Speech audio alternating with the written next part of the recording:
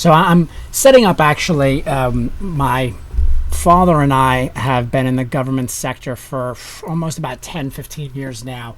And I initially started by helping my father grow his business. And then now, for the last since 2015, I have actually been assisting companies with getting into the government space. And the next initiative that we're trying to do is help young entrepreneurs or young people get into the government sector or start their own business and learn how to navigate the 3 to 5 year life cycle of getting into the government space and building their business that way. So that's two of the avenues that we can go through. I also look at, some people that are like, hey, I'm doing a side gig. I want to, go into this. How do I help find jobs? You might not just be interested in going into the government space. You might be interested in other things as well. And that's something that we do.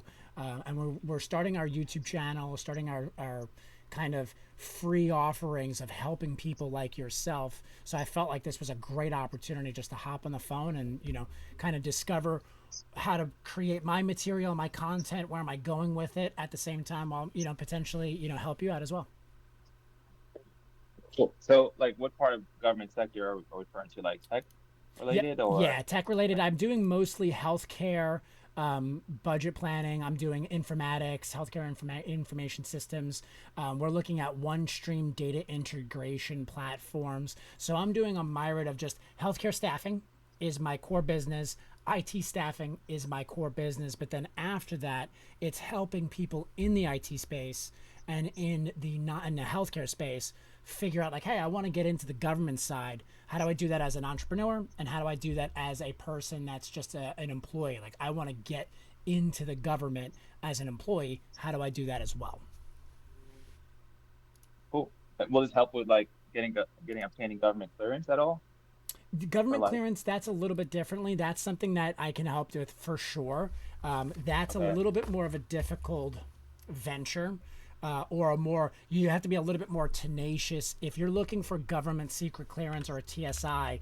Really, then the easiest way for that, that's kind of like, there's several ways to do that, but there's the easy way or the hard way, and that just depends on what you're looking for. Like, the easy way is find a government facility that does secret clearance, that specifically engages in government contracts that require secret clearance. So if you were to do like a Google search, you're not going to find those jobs on Indeed.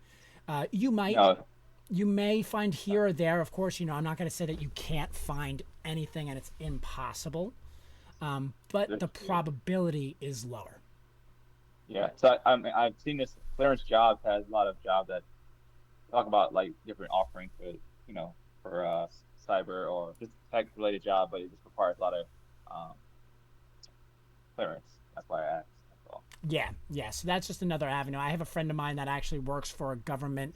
They are a contracting firm. He works with them full time. He's not a contractor, but they specifically just do government projects. And they have a bidding department that all they do is look at secret clearance, high level, high involved type of opportunities that that require him. So he has his secret clearance now. So if he leaves that company, he still has it. He can have it for any company that he works for. And then there's other kind of contracts too, where there's a facility clearance, which means the facility is cleared, not the people working. So you could technically be a worker that's working on confidential information, but you don't have a secret clearance. Your facility does, and they allow you to. They might redact certain things, like they might have the ability to say, "Hey, we know what's cleared and what's not cleared. So we're going to give you all this work that has been cleared for, let's, using an acronym like E1. Some companies will be like, hey, anyone that's an E1 employee can read these documents because anything that's above their clearance level, we've already redacted it. So they're not going to have access to that information. All right, cool. Sounds Yeah. very interesting. Yeah, yeah. So for you as a person, are you looking to start a business, or are you looking more in the mindset of I'm looking to work for a company? That's a great question. I think at this stage, I kind of want to work for a company and Yeah. see where I'm at as far as like if I can manage, because entrepreneurship doing that full time requires a different type of grit, Yeah. and I want to make sure Yes. that I know ins and outs before I make that leap. So I kind of wanted to like and I always wanted to go. Me, I think the safest bet has always been the government, because it's more reliable as far as job stability, as far as contracts of that nature. Yeah. That's why I kind of, plus my wife, she works in the government. She works for like actual government. She works for SS, Social Security Administration. So I've Okay. always kind of wanted to make a transition, but I just don't know like where to start for me Yeah. in the tech space. Yeah. So this is going to be something that there's two ways to go around it. Now, the first, the easiest way is any application that you find, going to all those websites, going to all those different environments to apply to government positions. That's going to be the first. And then I'm just going to switch my screen over here. So that would be going to, and I don't think you can see my screen. So let me No, I share can't it. see this Yeah. right. So let me share it with you as well. I think I'm going to be sharing. Yeah, this one. Perfect.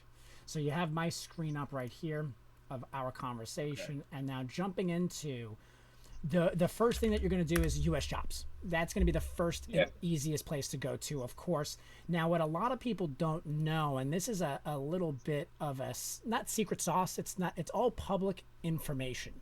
So if you're looking, let's say hypothetically you were located in the New York area, and I'm just using New York, as an example, because I can Right. find New York, and they call it the New York checkbook. So what you can do here is you can find companies specifically when you're going through Google and you're finding, hey, I live in New York. I want to find a company that's in New York. All right, I'm an IT guy. And again, low hanging fruit. We're just doing the easiest place to say, hey, you're going on Indeed already. You're going to US jobs already. So now where is another place to go where you can just introduce yourself to businesses on a secondary resource? They may or may not be hiring, but that's where you can also make your connections. So what you would do here is, let's say again you lived in New York, and we'll switch to your location or your state in a little bit to do a little deep Yeah. dive. But let's say I'm in New hypothetically, York actually. perfect, perfect. So New York City or New York State, hey, I have a bunch of companies here. Let's see. Let's go to information technology. Let's see what just pops up again. There's another thing that we're going to do after this. So we have Better World Technologies. This is the long way of figuring it out. But you go to Better Technologies. They have a sponsorship here. Cool. What does that mean? Do they work with the New York City? Do they work with the government? We found no matches. Now, this almost guarantees that they have not worked with the state or the city of New York. So this may not include the state data, since it's the checkbook of New York City. It should include state data, though, from what I understand, for the most part. But however, that just gives you an understanding that they're not working. So there's a way for you to kind of reverse engineer the process and find the right companies to communicate with. Now, to cut that out and to say, hey, I don't have the time, or you know what, I have some time to Google all these companies. You see all these IT companies here. There's a lot of them. That's a lot of background and legwork for you to do. But again, if you have the time, it's an easier process just to kind of create an Excel spreadsheet, or you might even be able to create a Python script robot to go through all these and find this information out for you as well. Cut the work out and automate it yourself. But another way to go through and find companies that you want to communicate with. Now, granted, these are not going to give you companies that are specifically in New York, but is with the GSA. The GSA is the General Small Business Administration, and they're going to give you all of the companies that are partnered with them that have contracts already just to do small business type of set aside. So woman-owned businesses, service disabled veteran-owned businesses, and you're basically getting a lead list. Let's say you were interested in selling IT hardware. Here is all the companies that are listed under the GSA that allow them to sell to the government, to GSA specifically. Now, they can work with the federal government and the state government, of course. They have 100% capability of doing that. They just specifically have a license with the GSA that allows them to work on bids that are not public, that go first to the small business world before it comes to the general public. So in any government space, the government is required to let the public know and be like, hey guys, here's a bid, and they have to make it fair, a fair due process. That's part of the FAR, the Federal Acquisition Regulation, is that every company has to have a fair shake. These are the companies that have basically signed a contract saying, hey, we want to get an even more of a fair shake. We want to be the first ones to hear about opportunities where a small business and then the government can say, hey, look, we did 30% of our business we did with these socioeconomic statuses. Small business, other SBA, all that stuff. So you have tribally owned companies here. This is another lead list for you to blast email your resume and introduce yourself to all of these companies to be like, hey, this is who I am. This is what I do. And I would do this more on a high volume. But again, that would be my Okay. advice. You don't have to do it that way. You can do it more individually and personalize it. But again, this is not working for the government. This is working with a company that works with the government. So you won't become a Nice. government employee, but what you will learn is what is right now. What is certain federal regulations, and we're going to go into this in a second. But to get this point across, what current systems are they looking for? Like I know in the financial sector, one stream data. I've never heard of this before, but I just found out a big organization, I think it was the Department of Homeland Security, they utilize this platform. I know it's a data integration platform. I don't know much about it, but I understand that it works with all these different things. And this is where they're doing a big modernization of their systems. So if you're like, hey, I know OneStream, then what you would do is come over here, go into the IT software side. This So is you're in the GSA website Yes, right now? GSA GSA.gov? e-library. GSA e-library is specifically the laundry list of all the companies that are working with them. Let me put that in the chat for you so you see it. I think this is the correct one. GSA e-library. So let me click on that link, make sure yeah, perfect. So that's the Okay. e-library. Now what that basically is that when a government contracting officer says, hey, I need a service, who should I go with? Is there any company that I can go with or like find out information about? Or they post a bid and they say, hey, I need to do some work and I need some help. And then people will respond to it. The government would come here and say, okay, well, I just got a message from this company, 32 Systems. Here's their name. This is their government representative for them. And then this is their company and address, location. Now you can see they're in Taiwan, so they're not an American organization. They're a foreign entity, which is perfectly fine.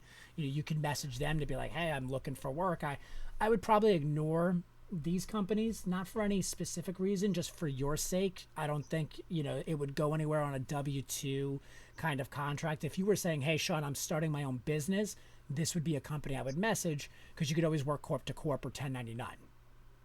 Okay. But now, so information technology, IT services, IT solutions, they're always going to be a broad range. So you'll figure out which one is your best sector. But this is basically your lead list for companies that may not advertise and they may only go through networking events or things of that sort. The GovCon type stuff. That might be how they find their talent, or they might find their talent from friends of friends of friends, through their networking events, or they might only have access to like Dice or something of that sort, where they look at candidates' resumes. They don't post jobs. Every company's different. They could post jobs, but we want to put ourselves in a position where we don't we don't want to give benefit of the doubt. We want to just assume where's the place that I can go and get to them instead of waiting for them to come to me, if that makes sense. Mhm. Yeah, I like that. Yeah. Yeah, so highly adaptive. If you were like, Sean, I'm into cybersecurity, boom, here's your NIAC category. And what NIAC is just a labor category for businesses. So when you start a business, they say, hey, what's your category?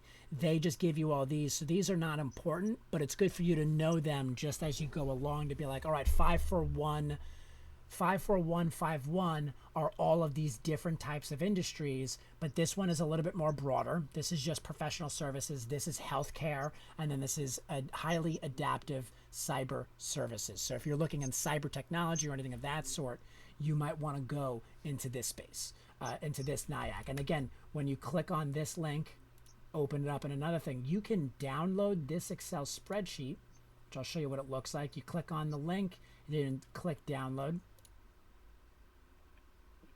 and then it'll download it to your computer. So let's go to documents. Nope, downloads, not documents. Thank you.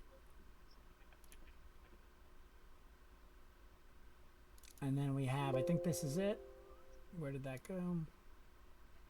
Yeah, perfect. Okay, so let's open it up. So downloads, open it up right here. I think it's going to open up on a different screen.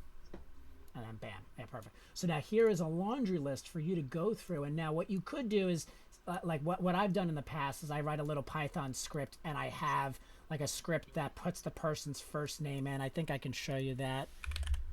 Oh, nope, that's the wrong thing. So I wrote a little Python script and I've been working out the bugs on it to automate my sales pitch to them and be like, hey, I'm a company, I can help you guys out. Like, this is what I'm looking at. So I have it here. It build a little Python Panda script that it'll go through my email blast. So it'll go through an Excel spreadsheet, replace the person's first name, and then email blast them through my Gmail server. And then it takes their first name. So it's a little bit more personable. I know some people that will just make one email and greetings from me. Hey guys, introduction. I don't mind that, but I don't love that. It's not effective. No, it's effective. I can't say it's not. It's not that it's not effective, but I don't feel it's as effective as "Hey Jim." "Hey Jim" is a little bit more personal, and it doesn't feel like it's been automated as much. Okay. You know, when you send an email blast that like looks like a sales pitch, the people that don't need your services but may want you might pass you over. You might only intrigue the people that need you the most, which from a business perspective, I'd rather a client that is desperate for my services than someone that may be like, I'm kind of interested because I don't want a window shopper. But from an employee standpoint, you want everybody that's interested and you don't want a reason for them to turn away.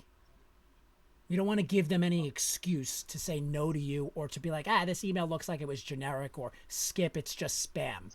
You want to make it look as little as spam as possible. And me personally, if I was in your shoe, I would go through and I would make independent emails, maybe use ChatGPT to type in, look at their website and say, hey, give me a summary of this company.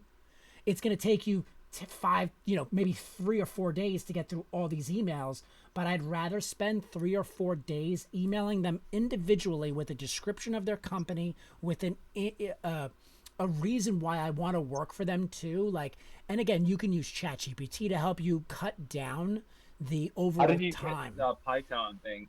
Did you code it yourself, or how No, I used ChatGPT for this. The only problem I'm having is I had to go through bugs and I had to go through Anaconda. I had to download Anaconda. I then used PyCharm, which is a little bit above my capability. So this took me a lot longer to debug all the problems, and it was mostly because I didn't set up the environment correct. So I was going through all the Python iterations first, but this was written by ChatGPT. Got it. Yeah, but I was very specific with my prompt. If I could probably find my prompt. I don't remember. Yeah, because it was written with the Python bug. Let me see here. Boolean search. No, I don't want that. Email automation script. Yeah, here we go. So this is where I started my journey into this process was I was like, hey, I want to create a Python script with the to email from this address with the subject. And then so I was very specific in my prompt to the script. And then I reiterated this. I think I wrote this like 4 times and resent it over to the ChatGPT to make sure I got the right like prompt or the right full through and script that was working. Now, unfortunately, my computer, I'm not an engineer by any means. I'm just a guy that enjoys this stuff. So what happened was is I ended up having the Python environment was downloaded to the wrong thing. I then had to go into my settings and port in the right folder or whatever it was. So that took me so much time, but it was worth it because the 5 days it took me to finish this and get this script to work, I would have been sending emails for a month before, if I was doing it manually. So why, it makes the most sense.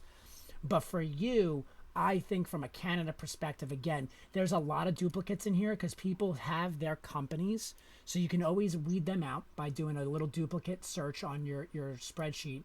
And you might say, hey, I want to work specifically for a service disabled veteran-owned business or something of that sort. You can totally do that as well. But you don't want to limit yourself to just because of socioeconomic status. You want to try to get your resume and information out there as much as possible. The other route that you can do is go in and email or LinkedIn message all of these companies and say, hey, found you on the GSA, very interested in what you guys do, would love to help. Because what I'm doing too, and another thing that I do to build my sales leads, and there's probably a lot of people out there that do the same thing, is there's a website called the Federal Procurement Data Center, the FPDS. And what can help you, and you might want to find out, because what I'm looking for as a business owner is I'm looking to find, give me every company that hasn't made a dollar with the government yet. Those are the companies I'm going after because they don't have any experience. They need my help to bring them to the next level. You may not be looking for that. You may be looking for, when you put One Sync Technology, sorry, let's do this a little bit better. You don't want to do that. You want to do their contract number, not their company name, because they could have a similar name and it could get flagged or whatever, and you might get the wrong data.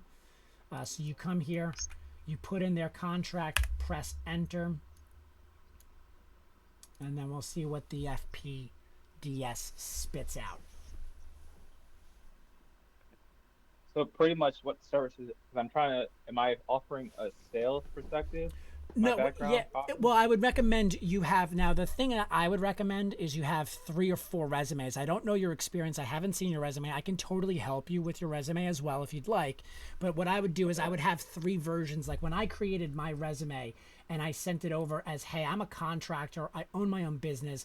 I'm looking to help companies. I have a government contracting that only speaks to my government sales, and I'll pull that on screen. Actually, I think that would be helpful. I just gotta find it. Shoot, it's been a, I started this journey in September because I just finished the contract, so I had to redo my resume, and then I was like, wait, now where did I put it?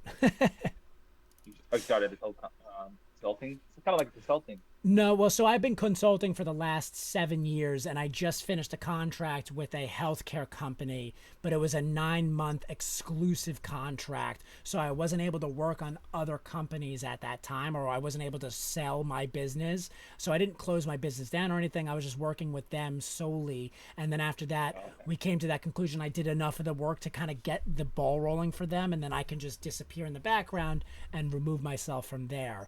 So it just made it easier. So now I'm back to getting, I have 2 other clients now that I'm working with that are specifically, and I utilized my resume, LinkedIn, and also just messaging a lot of people in the government space and my network to kind of get the 2 clients that I currently have too, because it was all word of mouth. You know, the only reason why I got the 2 clients that I did get was because I was messaging people. I was going through my Rolodex of people being like, hey, I made a little ChatGPT response that was open, that was like, hey, hope all's well. It's been a while since we connected. Just wanted to let you know I finished the contract with my last company and I'm really excited to be available for work, blah, blah, blah, blah, blah. Let me know if you need anybody, or if you know anybody that's looking for a GSA government RFP technical writer, blah, blah, blah, blah, blah. And then I sent that over to them, and then I immediately followed up right after with my resume. She says, hey, just in case, here's 3 versions of my resume. And one of them found it and was like, hey, I like the fact that you have the word GSA all over your resume. That's what I need help with. And then another guy got in touch with me, was like, hey, you look like you know what you're doing. You've been messaging like a lot of the people that we know. I talked to a few people that were like, hey, he seems like a good guy. And then I just got lucky enough to land that deal. So that's where messaging and constantly reaching out, especially to these companies, because if you look at this company that we just did a research on. So the first one that we researched was One Sync Technologies. Now, you know that they have government experience and they've worked specifically with the Department of Air Force. So now you have a laundry list here, and you can now, again, you can download all this information because they have 40 contracts that they've received. Now, any of this stuff right here that you see 0, ignore these. That just means that they are a GSA contract holder. That's why it shows $0 obligation, and it shows the Federal Acquisition Services. All you care about is how, like, all right, they have a Department of Energy contract. All right, cool. This is the company that has it. I'm going to now message them, let them know, like, hey, I've done this kind of work. I can do this kind of work. Now, what you would really like to find out is, what is this contract? And we can go into that, where you can actually do a freedom of information request, but that's a little bit more nuanced, and it will you would spend more time waiting for that information to come to you than it would for you to just send an introduction email. Hey, this is who I am. Here's my experience. This is what I'm looking to do. I think Okay. that would be the first place to go to start that conversation. Because look, they have $1 million contract here, 278, 538. These aren't small. These aren't small contracts. They have some work that they've done. So that would be a The place to one, start off. That's kind of like a the lead one that list. have zero, you said ignore those. You Yeah, said what was that? ignore those because these are just kind of a delineation saying like, hey, you've worked, or this is the contract agreement, and the Federal Procurement Data Service just has to make it a line item there saying like, oh, this is a contract that was signed, but it's really just an agreement. It's not a contract because there was no money obligated. And now there could also be like here from the Bureau of Labor Statistics, you might see on their other experience they have a contract from the Bureau of Labor, see Bureau of Fiscal Services for 36,000. This could have just been again a zero applicate or obligation item, means that they probably just won or are going through their option period because contracts come in 5 year, sometimes 3 year, 1 year, but it always has a base period and 4 options. If it's a 5 year contract, every year at the end of the contract, the government has a chance to say, hey, we don't like the way that you're working. We've evaluated what you've done. You're fired. They have Okay. every year. So when you see a zero line item, that either means that they've re-upped their contract with the federal service, or they've won or are going into their option period now, and there's no money that needs to be obligated because it's already been obligated to them in that other award. So anything with the zero just kind of doesn't really matter for your services. For me, as a business owner, it lets me know that there's some type of action on their account where maybe they need my help or don't. That gives me a couple of cues or signs for me personally. But for you, you're just looking to send your resume to as many people as possible that are in your industry to knock on their door, so to speak. That's what you're looking to do. Now, unfortunately, Okay. though, any of these companies, you're going to have to go through, and a lot of these are going to be like, hey, you have to do like, you might be able to do New Jersey or find just the New York companies, All right. but that's going to limit yourself quite a bit because they might have New York offices, they may not. I don't know if you're looking to work remotely, but a lot of these you might have to say like, hey, I'm looking for remote or hybrid, or I'm flexible in what I'm looking for. Really pin down what you're looking for, what you hope to find, and then just kind of send it through the volumes of all these people to go through. Or you can keep an open message. I would recommend making 5 or 6 messages, printing them out. I'm very, one of the things I do a lot of times, especially with writing, like I will print out documents that I have, and then I will sit there and I will read it while I close my eyes and I read it over and over, and I go, what does it feel like? What does it sound like? So that I make sure that the person reading it, I get that emotional response as well as that logical response. So I always like to print things out and like cross it out and then correct it on the computer so that I can go through how does it sound and what's the structure of that overall email that I'm sending out to somebody, or what is it going to look like? Because you don't want to put an email together that's like, hey, I could do all this stuff, I'm willing to do anything. Because then people are going to be like, oh, well, what are you good at? What do you want Right. to do? What is your Specialize. passion? What are you interested in? They want to hear from you. So I'd rather somebody turn the deal, be like, hey, I'm not in your base. I'm not the right person for you. And then you can come back and say, hey, well, you know what? I'm going to keep your information in my file and I'll get back to you when I am up to that speed of doing, $20 million contracts or $5 million contracts. Or for you, you're like, hey, I don't want to sell healthcare. I want to sell IT stuff. I want to sell SaaS solutions. But you might introduce Right. yourself to a SaaS company and say, hey, here are the other ways I can help a healthcare company, not in sales, because I'm not interested in sales, but here's how I can help your healthcare company. And if they say, hey, well, we're only looking for healthcare salespeople, awesome. Well, hey, in the future, if you ever still need, and then 2, 3 years down the line, you never know what could happen. I'd rather do that than just say, hey, I'm available for anything, because then it just looks like, hey, not that you're desperate, and desperation's not a bad thing, but at the same time, people want to find people with the confidence in what they can do and what they're looking for, because then they don't have to second guess, is this the right person? They're like, no, well, this is all he does. This is all he's looking for. Let's go with that guy, or at least give him a shot. That's where you might get that. Hey, let's give him a shot opportunity, and those are sometimes the best opportunities to get you to the next step.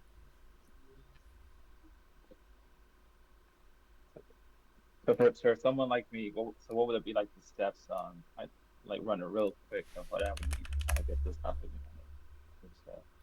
Yeah. So let's look at your past experience. So I'm going to open up your profile here as I look.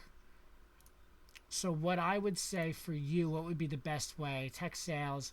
I think I would go after hardware. I'd go after healthcare. I'd go after all of them, and then I would create, DEI platform bridges the gap between qualified, diverse talent. That's another thing too. Actually, let me share my screen again. Where did it go? You also have that diversity kind of understanding in the IT sector where that can help you as well, and especially in the sales department where you can work with some nonprofits or organizations. So I would look into, you have now out of all these is I feel like sales is not the easiest place to go into, but it's the place where you're going to a make the most money, I think, and b you have to really be in love with sales. If you're a coder, you can not love code and still get it done. If you're just an intelligent guy that knows how to do the stuff and knows the language, you don't have to be passionate about it. Where with sales, the more passion you have for it, the better your pitch is going to be, the better you're going to, learn from making mistakes and things of that sort. So, from a sales perspective, is that your biggest interest is getting into the sales side, or is it more getting into the developing and coding side? Actually, yes. Primarily, I think sales will be because I've been doing sales quite some time, Verizon and us in technology, and ultimately that would be the entry point, and then transition to somewhere with some type of cloud security. Awesome. I would Awesome. hope to. So now another avenue to go into is, since you have logistics capabilities, another thing to look at while you're going into would be something of that sort. Since you've worked with Verizon, I would initially start off with a telecommunications. You have that experience. You're right there. Wireless mobile solutions, commercial satellite communication solutions. You've worked with Verizon for so long that that could be a really easy entry level for you to showcase your experience. Be like, hey, I've done this back end services. I've done all this stuff here, or whatever it is, or I understand it and I know how to sell it. And then create and this might be, see, there's only 27 contractors. So you got a smaller niche, which I think is better. You have AT&T, of course. You don't, you can message them. American Messaging Services, Boingo Wireless, all of these different companies. Now Verizon probably is on there. No, I don't think they are, but yeah, but they definitely work with the government. They're not considered. I don't know if this is, no, this is A&T, not AT&T. I'm sorry. This is ATT Mobility, ATT. but this is Hmm. not. I don't think this is AT&T. Is this? I don't think so. Yeah, I don't think, because there's no way they're a small business. Yeah, and then you see how this is this might be a really small company that, let's see if they even do anything in the government sector.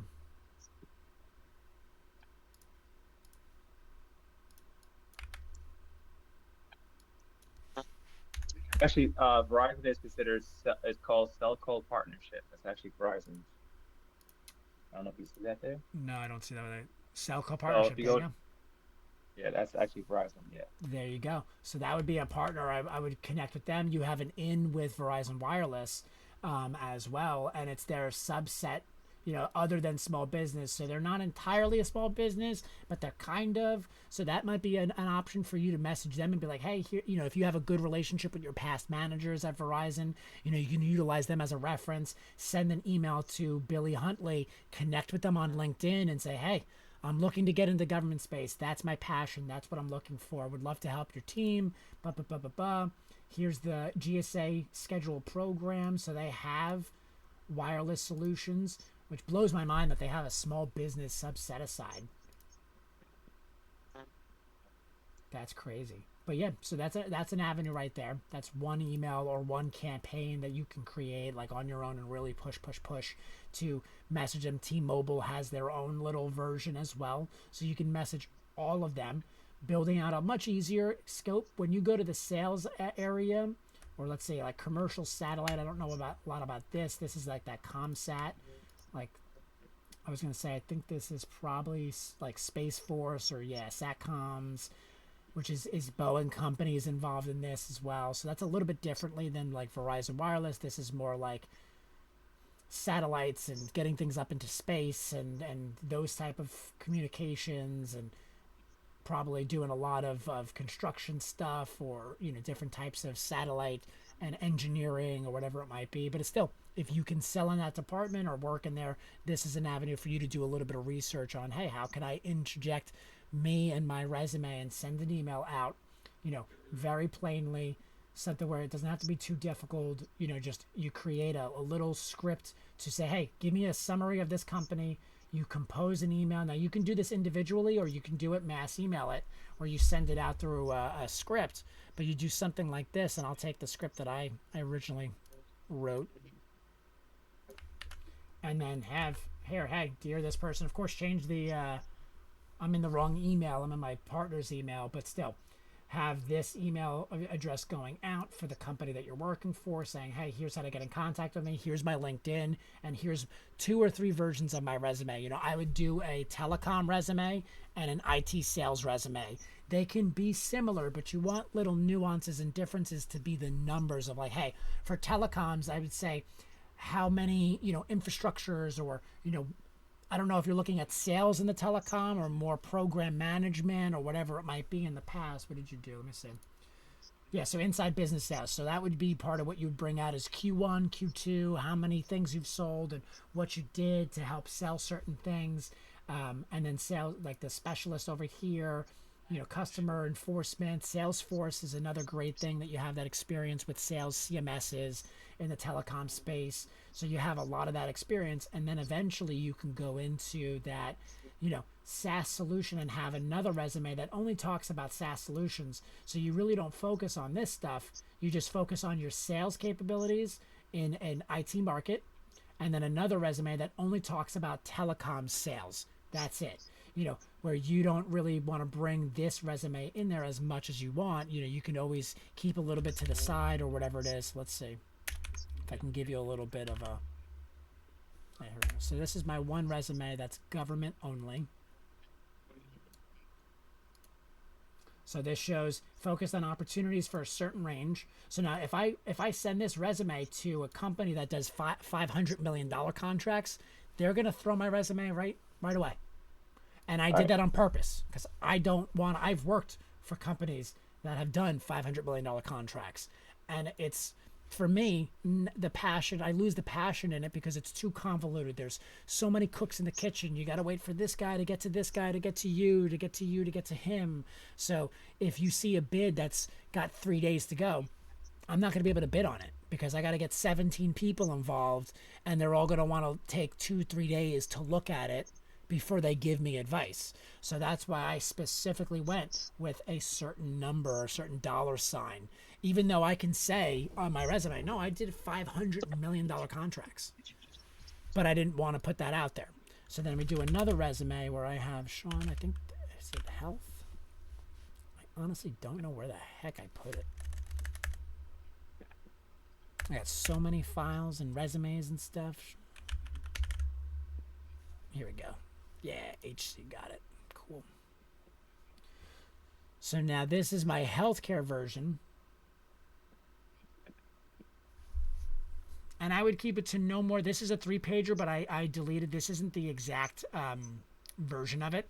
I think I got rid of this one in particular.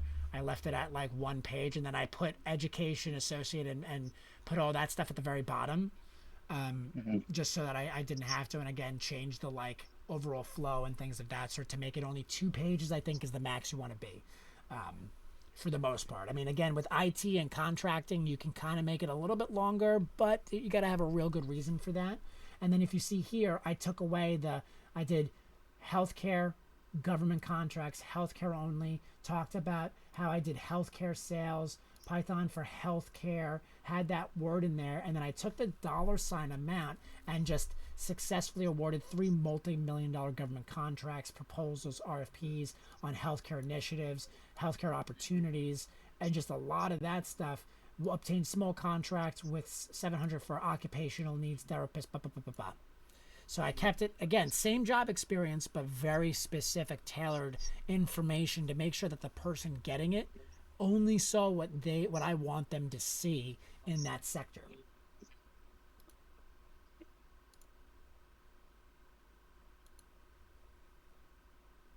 So by implementing these small steps, I probably this will help me definitely like get an opportunity to kind of get that foot in the door, so to speak. Yes, yeah. And the other thing too, now I did this. The opportunity that I did was is I also pitched like, hey, I'm available for, this much. My going rate, my typical rate is, let's say, $500 an hour. I wouldn't say that as a business owner, that was not my rate, but I know a lot of, in my business, that's what a lot of people charge. So I was like, hey, my competition charges $500 an hour. My normal rate is $200 an hour. But for this year and next year, I'm doing an introductory price. First time clients get me at, X amount of dollars, $70 an hour, for my services. And I'll do unlimited amount of contracts, unlimited this, but that's because I went to my competition's website and I went to like 100 different competitors that offer the same thing I do. And I said, okay, well, I'm going to offer it this because this, yes, it undercuts the market, but at the same time, I'm providing a different service than they are because they bill per contract that they help with the company. I'm doing unlimited, pay me an hourly fee, and I'll work on 20 contracts for you. I don't care. So there's a difference where, yes, I'm undercutting my market, but at the same time, I'm doing it in a very different way than they are. And that's what sets me apart. So from a resume perspective, that's going to be a little bit different, where what you're going to have to do is just kind of message as many people to find out, hey, what do you need? What are you looking for? How can I help you? You could also offer internship services like, hey, I have X amount of time to help a small business with this. While you're looking and talking to bigger businesses, you can then navigate that. That's up to you to decide with you and your family. You got to have that conversation with yourself. Do you want to offer free services or a 1 week trial period? You can always do that. I had a sales guy that I worked with that I mentored when he first started our company. He was like, listen, I'm living at home. He was fortunate to have the opportunity to not have bills to pay. He's like, I'm working, I'm living at home right now. I don't have anything that's stopping me. I want to get in this industry. I have no experience. But would you be willing to mentor me? I'll work with you for 1 to 2 weeks for free. Just show me what you do and let me figure it out. And he literally sat with our CEO for 2 weeks and basically just watched him sell. And then was like, hey, I can do this. And then eventually started on a much lower salary. And I think he made his first deal within like 3 weeks. And then he went to a normal salesperson salary. So there's a lot of those little, you know, Nuances. yeah, there's those little ways that you can go and separate yourself. But again, it has to be something where someone might say to you, you're crazy for doing that. Why would you give free work to a company? And it's like, well, I'm not, it's not, I'm investing in myself. And I hear that a Right. lot where you don't want to do that and not have an end goal. He literally came in saying, hey, 2 weeks. That's all I'm giving you. I have 3 other opportunities where I can go sell cars. I can go sell this. I can go sell that. And I don't want to do those things. Those opportunities aren't going to go away. The opportunity that I Yeah. have in front of me is that I want to sell staffing, and I've never sold that before. So no staffing agency is going to let me sell that. So you're not in that ballpark. You already have the experience. You don't need to garnish the experience. So you don't have to give that kind of, you know, service or give that kind of offer of like free help.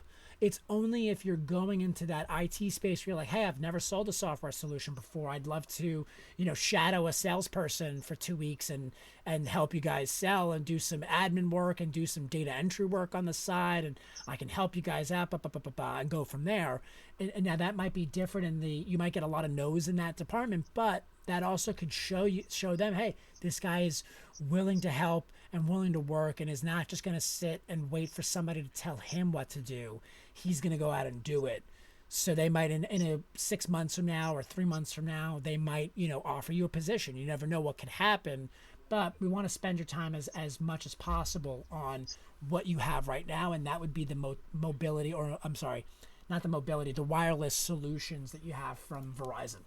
I think that would be the Okay. first place to go, and to start just mass emailing everybody with a, hey, how are you doing? I saw this. I'm interested. I love what you guys do.